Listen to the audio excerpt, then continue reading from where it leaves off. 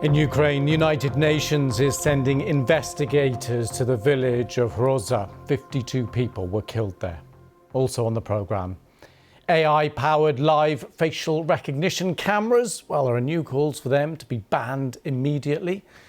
And the winner of the 2023 Nobel Peace Prize, Narges Mohammadi, is still in prison in Iran. We look at her campaigning for women's rights in the country.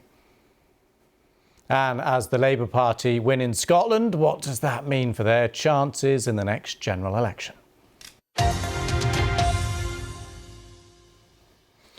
welcome to the programme. We're going to start in the small village of Hroza. Our correspondent has made it there, and just a warning, the details of this story are distressing. 52 people were killed yesterday in the attack. Every family in the village has been affected. Take a look at these drone pictures showing in the middle there the local cafe. Now, the gathering was there apparently because it was a wake after a funeral. That's why so many people were in one place. The local prosecutor is saying this was a deliberate attack by Russia. The UN human rights officials say there's no military targets here. It is the deadliest missile attack in Ukraine in more than a year. Russia, though, insisting again that Russia does not target civilians. Well, let's take a look at exactly where this is happening in East Ukraine, in the Kharkiv region. And it is not too far from the front lines, as our reporter, James Waterhouse, now explains. As you can see, a memorial has been set up in the middle of the blast zone where this missile hit yesterday. We are in a playground where most of the bodies were recovered, and eerily the swings and the slide are still standing. And Hroza is a tiny settlement. It feels very strange to be stood in such destruction in somewhere so small. You can see vehicles have been caved in by the sheer force of the blast, and such is the power generated, it's not immediately obvious what was hit. A lot of the debris has been cleared away. To the side you can see a fridge, you can see air conditioning units, twisted metal, all these signature signs of a missile strike. And then here you have the building that was directly hit. A cafe / shop where a funeral wake was taking place yesterday for a Ukrainian soldier. Now, as far as the prosecutor for this area is concerned, it was a deliberate attack by Moscow.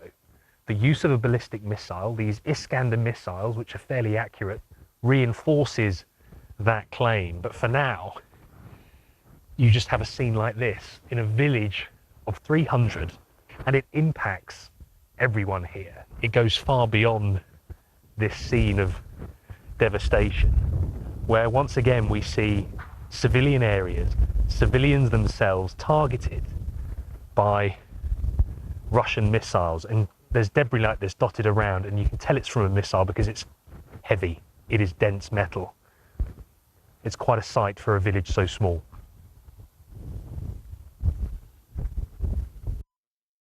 Really haunting details there from James Waterhouse, our correspondent. Now, we're going to stay with the conflict in Ukraine, but we're going to head south to the occupied Crimea. Let's take a look at the map, because there have been reports of other developments here. You can see occupied Crimea at the south there. Now, there have been reports that the Black Sea Fleet, Russia's Black Sea Fleet, has been effectively on the move, moving away from its long-term naval base there. Now, the BBC hasn't been able to independently confirm any of this, but we have had these satellite images of the fleet in place, and intelligence reports, analysis suggesting that the fleet has been moving to try and establish what is going on. We can speak to Patrick Bury, Senior Lecturer in Security at the University of Bath. Thank you very much for coming on the programme.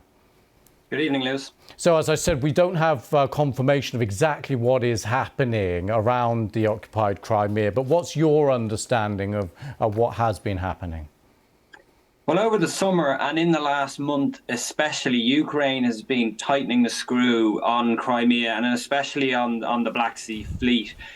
We know it's got the UK supplied Storm Shadow missile that's being used on the attack against the Black Sea Fleet in September, the end of September, the 22nd. We also have had an attack on Sevastopol against a submarine and another ship, damaging it. And we've had numerous attacks against the S-400 air missile defense systems on the peninsula, which are used basically to protect the Black Sea Fleet. So if you take all these things together, and the fact that there have been some raids with aerial and maritime drones, which have also been successful, the Black Sea Fleet is obviously coming under more pressure. And so the reporting that 14, 15 boats have left Sevastopol and are moving further east to Novorossiysk would make sense, essentially, because if you're a commander, you'd realize that there's holes in your air defense, there's gaps in your coverage, your radar station was hit as well, and therefore you can't guarantee the safety of these assets, essentially. Interesting. And what's the significance of kind of taking a step back? Yeah. What's the kind of significance of that? Well, the Black Sea Fleet is, as by its name, it's basically there to control the Black Sea. And the point of it really has been in terms of a blockade of Ukrainian southern ports and stopping it getting its grain exports out, of which it's been fairly successful. Odessa has a low draw, so the boats that get into there, as far as I understand, they can't carry as much grain out. So there's been some efforts and some essentially running of the blockade by the Ukrainians, but it hasn't been anywhere near the levels of export that they'd usually expect. So by pushing the Black Sea Fleet back, the Ukrainians will be hoping that they can get their economy going a bit better. Now, obviously, it's still a lot of the occupied lands where they produce the grain are still taken, but they've certainly had a lot of grain that they have tried to distribute through other means, and that would help them get it out that way. Interesting. Patrick, if it's okay, I want to ask you about our correspondent James Waterhouse and his reporting that we showed at the top of the programme here. Really distressing, unimaginable for what that small village is going through with so many people killed. We have this back and forth now, local officials there saying this was a deliberate attack from Russia. Russia saying they don't attack civilians. Getting to the exact truth, of course, will be very difficult. But what's your assessment given the location of that village?